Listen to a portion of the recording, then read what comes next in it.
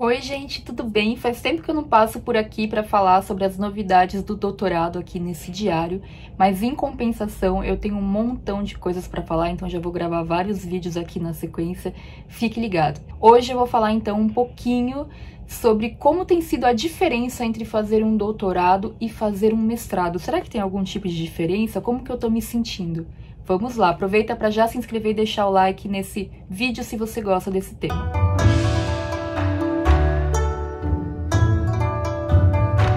Sim, eu comecei o doutorado em março deste ano, 2021, e eu fiz o mestrado durante os anos de 2018 até 2020. Mesmo que em 2020 eu não tenha tido aulas, eu defendi a minha dissertação em março e só pude depositá-la em novembro por conta da pandemia. Existem muitas semelhanças entre o mestrado e o doutorado e para mim é justamente essa comunhão entre os pesquisadores, esse relacionamento com os professores, os grupos de pesquisa, então tudo isso é muito parecido, são ambientes muito parecidos. Não vejo tanta mudança assim significativa de um formato para outro. Só que tem uma diferença fundamental que é a seguinte: no mestrado, você tá lá para aprender a ser pesquisadora ou ser pesquisador. Então o nível de cobrança é menor, porque você tá lá justamente para aprender. Por mais que na época eu ficasse completamente perdida e sentisse que a cobrança era grande, na real não era. Eu, assim, tive um apoio excelente dos meus professores, então eu acho, assim, minha percepção agora, até se você tiver, para te dar essa dica, se você estiver procurando onde fazer o seu mestrado e tal, faça num lugar que você tenha uma abordagem compassiva dos professores que vão trabalhar com você, especialmente do professor orientador ou da professora orientadora, porque você está começando,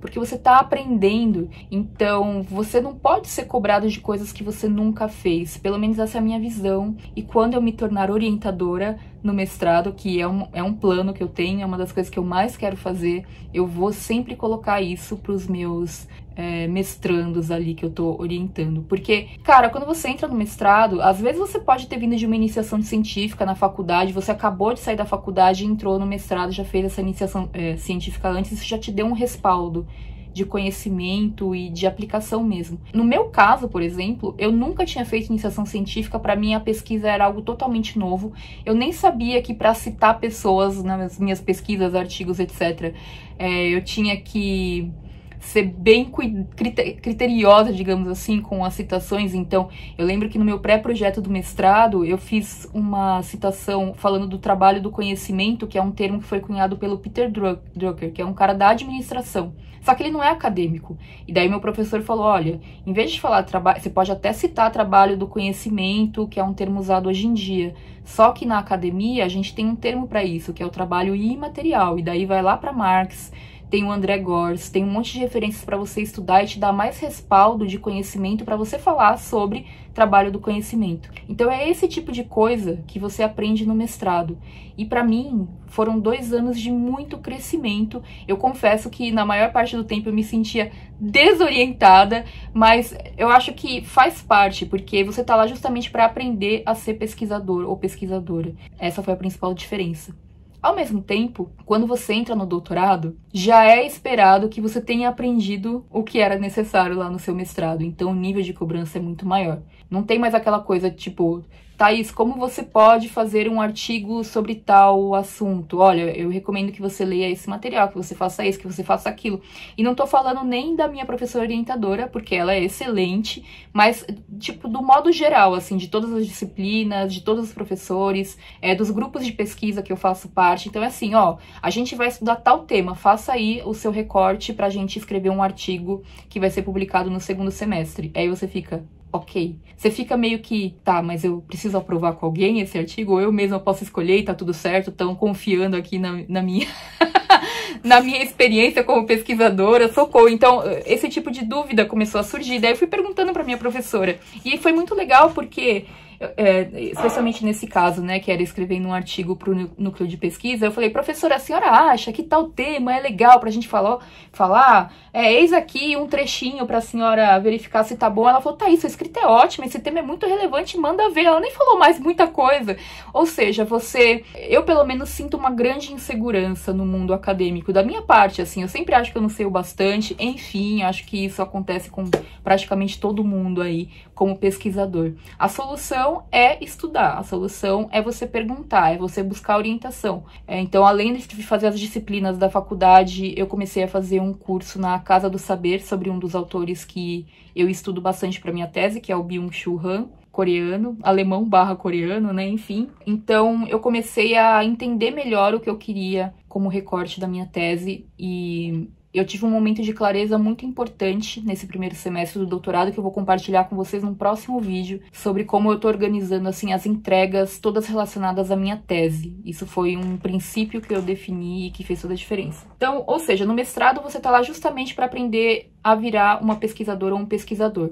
No doutorado, entende-se que você já é essa pessoa. Então, o nível de cobrança também é maior. Tá? Não tem tanto uma pessoa para pegar na sua mão e te levar, é mais assim, te vira, linda, sabe? Basicamente isso. Outra coisa que eu senti é que eu comecei a ter mais amigos agora no doutorado do que no mestrado. É como se todo mundo levasse o pesquisador mais a sério quando ele entra no doutorado. Eu acho que até faz sentido, né? Porque o doutorado realmente é um passo além do mestrado. Mas no mestrado pode ter de tudo lá. Tem gente que faz mestrado só para colocar no currículo, tem gente que faz mestrado, né, enfim, por outros motivos que não o da pesquisa acadêmica apenas. Não quer trabalhar como pesquisador, como professor. E aí, quando você entra num doutorado, parece que você mostra para o mundo que você está mais comprometida com a sua projeção como pesquisadora, como professora. E aí as pessoas passam a te ver mais de igual para igual. Por que eu falo isso? Porque eu faço parte de 2 grupos de pesquisa. No momento, tive que dar também uma limpada, assim, porque minha vontade é de participar de todos os grupos de pesquisa, e nem se eu vivesse 100% da pesquisa eu conseguiria fazer isso, mas hoje eu participo de 2. E antes eu me sentia muito, não me sinto confiante para contribuir de alguma maneira, tá? Eu ficava muito tímida, porque era toda uma galera com doutorado, pós-doutorado, etc, etc. Agora que eu tenho doutorado, as pessoas me perguntam, Thaís, você, do seu ponto de vista, né, do que você tem estudado de sociologia e cultura do trabalho, o que você acha desse tema? As pessoas me sugerem participações. Isso não acontecia antes do mestrado justamente porque não tinha essa cobrança. Eu achava que era porque eu estava sendo excluída da festinha, sabe? Assim, barrados no baile, como diz a minha amiga Vanice. Mas não era isso. É porque não queriam cobrar de você um conhecimento que talvez você ainda não tivesse, uma elaboração, um amadurecimento intelectual que você ainda não tivesse. Então isso é bastante interessante, sabe? Outra coisa diferente do doutorado pro mestrado é que a carga de leituras é muito maior. Isso é uma coisa que eu já esperava, porque eu já tinha conversado com muitos amigos, alunos, mentorandos que faziam doutorado, eu já sabia.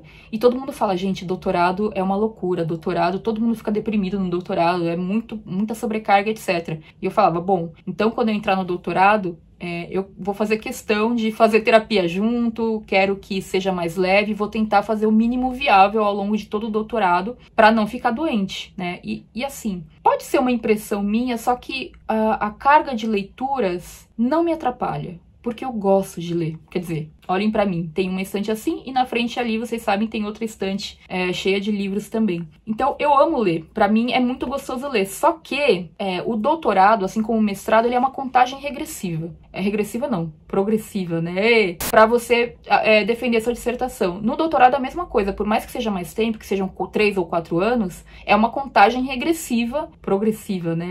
Pra você defender sua tese. Escrever e defender sua tese. Então, pode parecer que é bastante tempo, mas na real, você vai ter muita coisa para fazer. Você tem as disciplinas obrigatórias e você tem uma carga de leituras. Só que daí, o que eu pensei? Primeiro que eu tomei a decisão acertada de fazer só 2 disciplinas no primeiro semestre. E aí, as 2 disciplinas que eu escolhi foram uma disciplina de fundamentos da sociologia, porque ia me trazer um embasamento muito bom, né? Porque eu não me formei em ciências sociais, eu me formei em comunicação. Então, muita gente da comunicação faz mestrado e doutorado em ciências sociais, porque são áreas que se conversam, áreas primas, digamos assim. Eu peguei a ementa da disciplina de fundamentos, né? E eu até brinquei, não sei se eu falei aqui ou se eu falei só no blog, que, por exemplo, para a primeira aula, a bibliografia sugerida tinha uns 12 livros. E eu falei, caraca, como que eu vou ler 12 livros até a primeira aula? Então, eu me organizei, eu mostrei aqui para vocês a organização das minhas leituras da preparação para o doutorado, mas eu não consegui terminar todos, então eu tive que priorizar algumas leituras e ao longo do semestre eu fui estudando outras. Mas tem sido um processo muito gostoso, porque eu entendi que existem leituras que são básicas na área das ciências sociais, mas que eu também não preciso correr para lê-las. Então, eu tenho, assim, objetivo de médio prazo, que é concluir a leitura das obras dos 3 grandes autores clássicos da sociologia, que são Durkheim, o Weber e o Marx. Então eu comecei a leitura, então a minha ideia é sempre ter algum livro desses autores em andamento para eu finalizar esse objetivo assim no tempo factível para mim, mas eu percebo que eu não precisava ler todos aqueles livros para concluir a disciplina. Eu podia escolher o que tivesse mais a ver com o meu momento de vida com relação à minha pesquisa e focar neles. Porque as aulas estavam ali para explicar sobre as leituras e eu também percebi que eu não queria ler de qualquer jeito. Eu queria fazer uma leitura estudada e tudo mais. Então, essa percepção na minha cabeça fez toda a diferença para eu conseguir levar o mestrado de maneira mais leve. Tanto que na disciplina de fundamentos, por exemplo, eu tive que fazer 2 trabalhos. Um trabalho era escolher um dos autores clássicos e escolher um tema dentro dele e falar a respeito desse tema, e o outro era apresentar um seminário juntando 2 autores sobre um tema que era identidade ou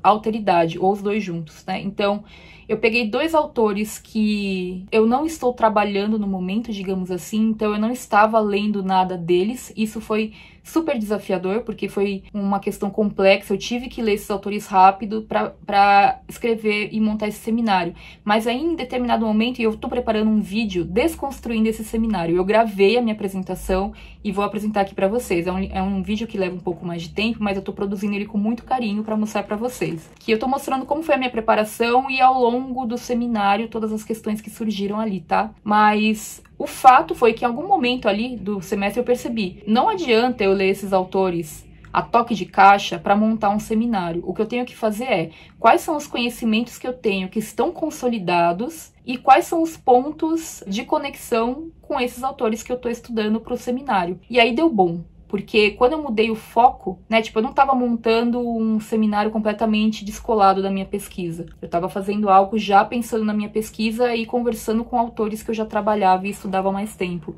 Deu super certo, a professora adorou o seminário, mas não vou dar spoiler, porque eu vou falar sobre isso em outros vídeos daqui em diante. Quando eu postei sobre isso no blog, né, teve uma série de reações lá, do tipo, nossa, como assim a professora coloca 17 livros para uma aula? Ou essa professora tá jogando verde pra vocês, ou ela não teve um planejamento, ou qualquer coisa do tipo, né? E, na verdade, eu entendo o que acontece, sabe? Porque, primeiro, que são livros de referência, não quer dizer que você tenha que ter tido a leitura na íntegra até a aula. Segundo, que são leituras que, pra quem fez ciências sociais, são básicas. Então, são leituras que, em teoria, você já deveria ter feito antes do doutorado, porque na graduação, no mestrado, você já leu. Como eu sou de outra área, eu sabia que eu ia ter esse custo adicional com relação às leituras, justamente porque eu não tenho a formação em sociologia. Então, isso foi até o meu professor orientador do mestrado falou isso pra mim, olha, é muito legal você querer fazer em outra área, só que aí você vai ter que ter o dobro do esforço, porque você vai ter que fazer leituras que você ainda não fez e que são básicas, e você tem que fazer.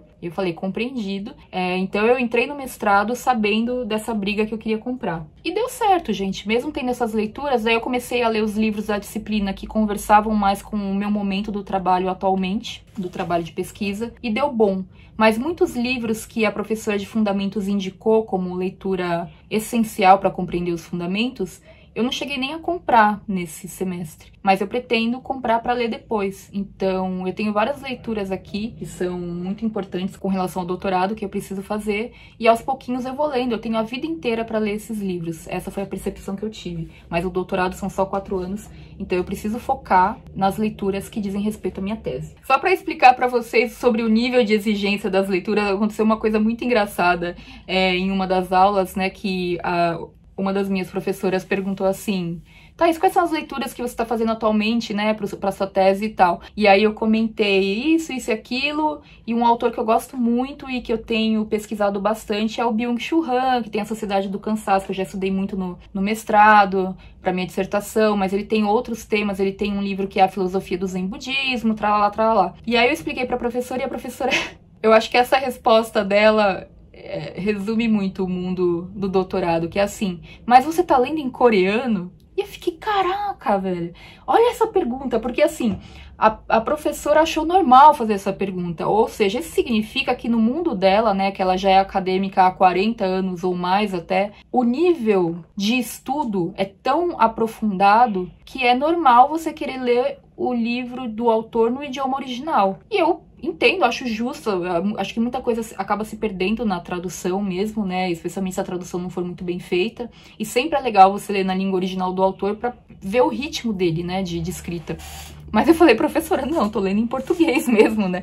Mas eu achei essa pergunta tão engraçada e tão emblemática para essa situação toda, porque é isso, esse é o nível de leituras, né, do doutorado. Agora, você tem que ter a cabeça muito no lugar para não pirar, achando que você fala assim, não, agora que a professora falou isso, então quer dizer que eu tenho que ler Weber em alemão, então eu vou aprender alemão. Cara, sai dessa. A gente tem que ter noção do que é factível pra gente momento a momento, especialmente quem não vive 100% da carreira acadêmica, como é o meu caso, mas mesmo quem vive, né? A gente tem que saber que batalhas comprar e como alocar o nosso tempo naquilo que é prioridade. Então, entre ler um livro do Weber em alemão levando 6 meses ou ler 6 livros do Weber em português, eu acho que ler 6 livros do Weber em português, no momento que você tá num mestrado ou num doutorado, que o tempo tá ali, ó, correndo, que você tem que cumprir prazo, cronograma, eu acho que é mais factível. Claro que você tem a vida inteira para aprender alemão e se deleitar lendo Weber em alemão, mas talvez não seja agora o momento. Então, assim, eu acho que a gente tem que segurar muito a onda mentalmente, porque a síndrome do impostor fica o tempo inteiro rondando. Eu posso dizer que agora, nesse momento que eu tô chegando aqui no meio do ano,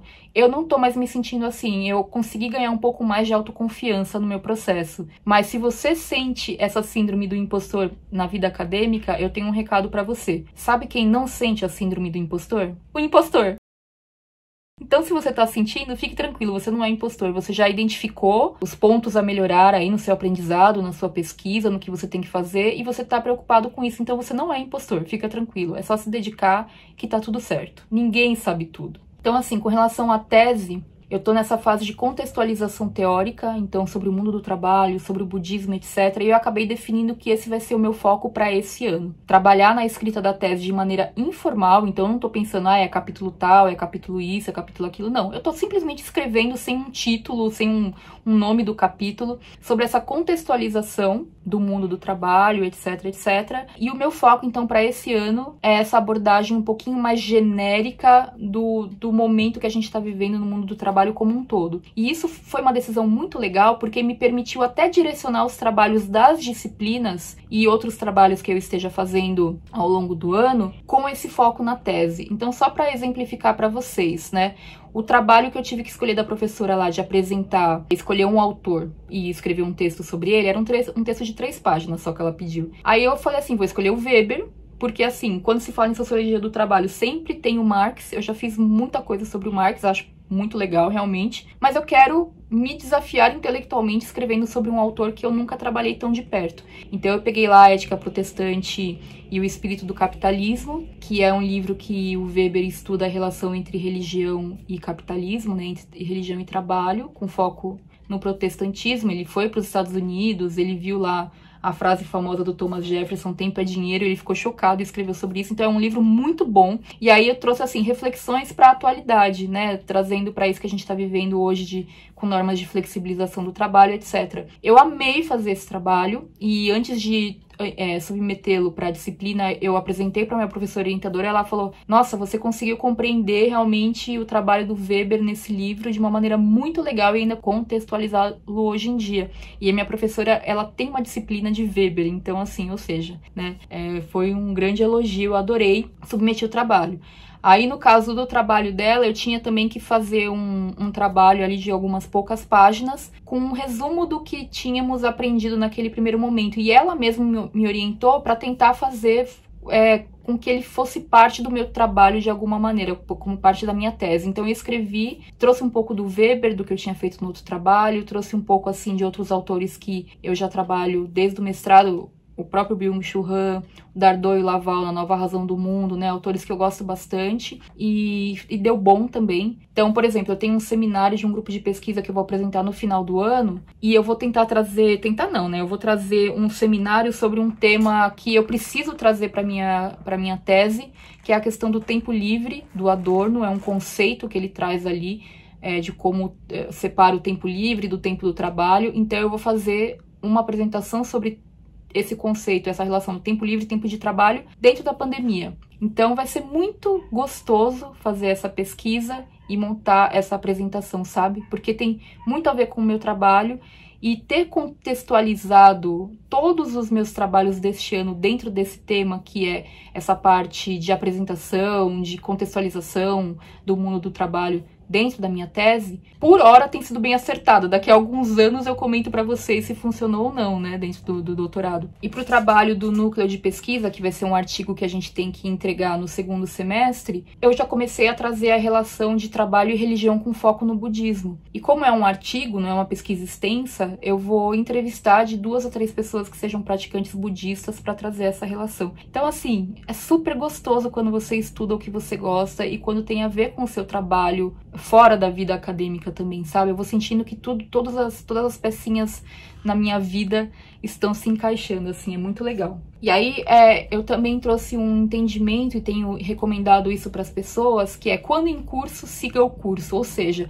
para você organizar os seus estudos, se organiza pelo que o curso que você está fazendo demanda. Quando você não está fazendo nenhum curso, você pode estruturar a coisa da universidade pessoal, estudo por ciclos, etc, etc. Mas quando você está num curso, geralmente você tem um direcionamento dentro do curso, com a indicação de leituras, com leituras adicionais, com o seu professor, orientador ou orientadora te sugerindo leituras, né? Então, eu acredito que a melhor maneira de você não se sobrecarregar tanto no doutorado é você seguir o curso. Assim, eu vejo que eu tive 2 disciplinas nesse primeiro semestre, eu vou ter 2 no próximo. Uma disciplina da minha professora orientadora, que é de Sociologia do Trabalho, e o outro vai ser o de Metodologia. Eu vou tentar me inscrever aí na disciplina de Metodologia, que eu acho que vai me ajudar bastante. Então, em todos esses trabalhos das disciplinas, eu vou seguir a orientação das leituras, porque eu sei que seguindo essa orientação das leituras, eu vou conseguir trazer várias coisas legais para minha tese. E a gente pode se perder querendo fazer apresentações diferentes, assuntos diferentes, até para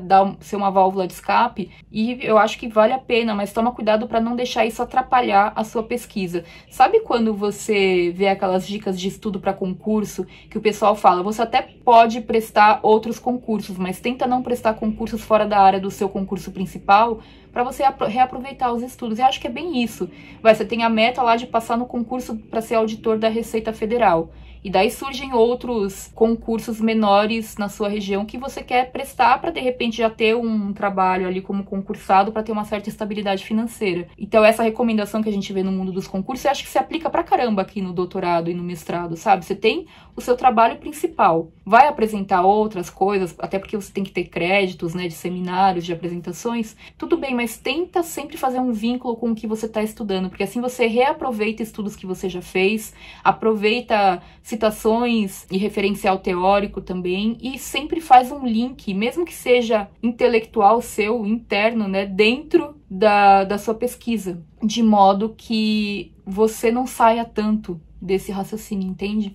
Enfim, não sei se eu me fiz entender, mas é como eu tenho feito. Outra coisa que mudou bastante com relação ao mestrado e o doutorado é que a minha trava para escrita acadêmica não é que sumiu completamente, tá? Mas ela melhorou muito. Então agora eu sinto mais confiança para escrever porque eu já tenho um repertório maior. E isso é muito legal porque mostra que daqui para frente só vai melhorar. Porque quanto mais eu estudo, mais repertório eu tenho. Isso é muito bacana. Como eu falei para vocês, eu acho que minha autoconfiança como pesquisadora também melhorou muito, porque eu vejo mais essa autonomia que eu tenho para decidir sobre os meus estudos e leituras, etc, etc. Eu consigo identificar qual é a leitura que eu tenho que fazer no momento. Isso era uma coisa que na época do mestrado eu não tinha tanto repertório ainda. Então, tem sido diferente. Se vocês quiserem, eu posso falar um pouco mais sobre isso. Se tiver alguma dúvida específica sobre esse tema, deixa aqui embaixo para eu considerar a gravação desse vídeo, tá? Sobre a organização da rotina. Gente, todos os dias eu leio, escrevo, estudo um pouco, faço alguma aula, vejo algum vídeo, alguma palestra no YouTube relacionada à minha pesquisa, porque eu sei que o grande segredo da coisa toda é não deixar para fazer num dia da semana,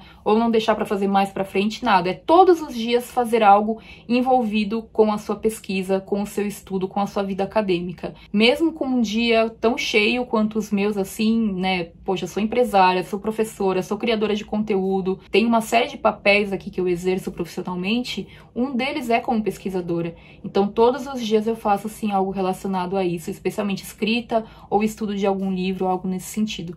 Me ajuda demais a manter a mente sempre trabalhando, né, sempre sendo desafiada aí com novos textos e conclusões. E quando você for escrever um artigo ou for preparar uma apresentação, todo esse efeito composto do conhecimento vai te ajudar bastante a ter repertório para escrever. Então, assim, gente, é o mínimo viável do doutorado, sem perder qualidade naqueles itens que eu escolhi manter em termos de entrega de trabalhos, estudos, etc.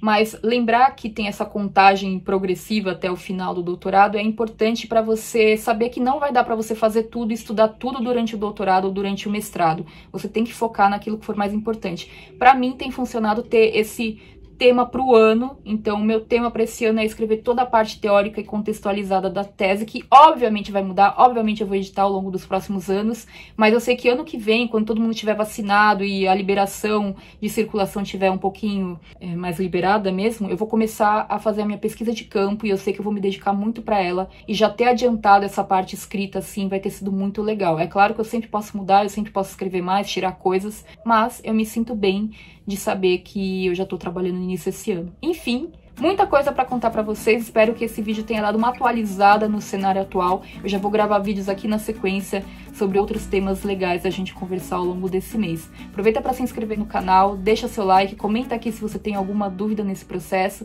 e eu agradeço demais que você esteja aqui, espero que você esteja gostando dessa série. Um beijo e até o próximo vídeo, tchau!